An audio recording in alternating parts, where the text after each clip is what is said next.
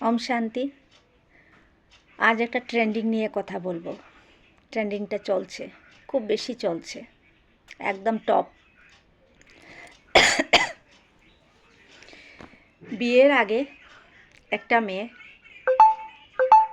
লুকিয়ে লুকিয়ে সিঁদুর লাগাতে খুব পছন্দ করে। অনেকেই দেখেছি, কখনো কখনো ধরাও পড়ে যায়। ধরা পড়ার পর আবার নানান অজুহাত দেখিয়ে দেয়, এটা কি করে লাগলো, এটা কোথা থেকে আসলো, এই ধরনের কিছু একটা বাহানা করে কথাটাকে এড়িয়ে দেয়, ব্যাপারটাকে লুকিয়ে নেয়।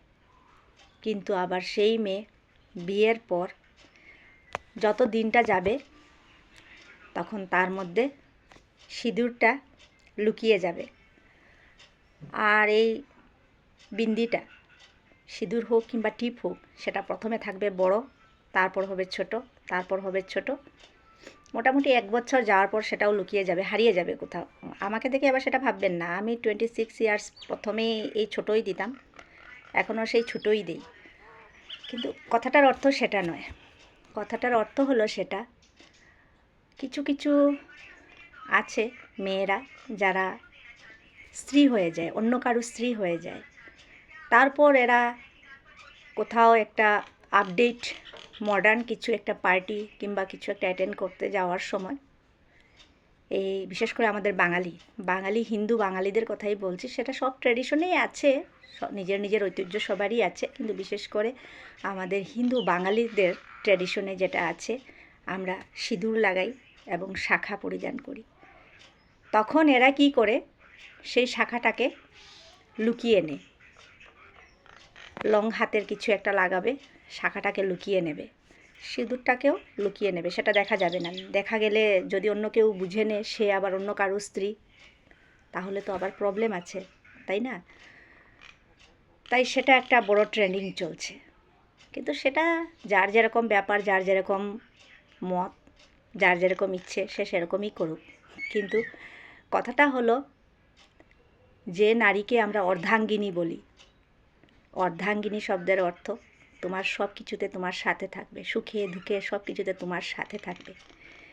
যে তোমার সাথে এসেও তোমার হয়নি, তোমার পরিচয় দিতে লজ্জা পায়, তাকে নিয়ে তুমি জীবনসাথী কিংবা তোমার লাইফ লং পার্টনার বলে কি করে অভিহিত করবে? কারণ সে কখনো তোমার লাইফ পার্টনার হতেই পারবে না। সে তোমারও হবে না, কারুও হবে না। কারণ তার মধ্যে একটা ট্রেন্ডিং চলছে। বিয়ে করার ইচ্ছে ছিল, বিয়ে করেছে, তারপর আবার লজ্জা। কোথায়? আমরা তো লজ্জা পাই না। আমরাও এজ এ ওয়ার্কিং ওমেন আমরা অনেক জায়গায় যাই, বাইরে যাই, ডিস্ট্রিক্টের বাইরেও যাই, স্টেট লেভেলের প্রোগ্রামগুলোতেও যাই। তবে এই লাল পাউডারগুলো লাগাতে আমরা কখনো লজ্জাই পাই না।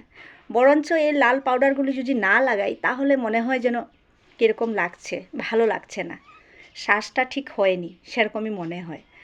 আর এই লাল বিন্দিটাও যদি না লাগাই, তাহলেও মনে হয় কিছু একটা অপূরণ রয়ে গেছে। আর শাখা পলা, সেটাতে অসহ্য হওয়ার কি আছে? অনেকেই বলে নাকি ভারী, হাতটা ভারী ভারী লাগে। কেউ পড়াশোনা করলে বলে লিখতে অসুবিধে হয়, লেখার সময় নাকি সেটা খুলে নিতে হয়। কিন্তু ব্রেসলেট কিংবা ঘড়ি লাগাতে ভারী মনে হয় না, সেই শাখা পলাটা লাগাতেই ভারী মনে হয়। আশ্চর্য! তাই ছোটরা যারা আছো, ছেলেদেরকে বলছি, ভেবে চিন্তে কাজটা করো। যে তোমাকে পরিচয় দিতে লজ্জা পাবে না, যে তোমার দেওয়া শাখা সিঁদুরকে সম্মান করবে, তাকেই তুমি গ্রহণ করো। না হলে সে যেরকম তোমার হবে না, সে কারুই হতে পারবে না। সে এরকম ঘুরে ঘুরেই বেড়াবে, ট্রেন্ডিংটাকে চালু রাখবে।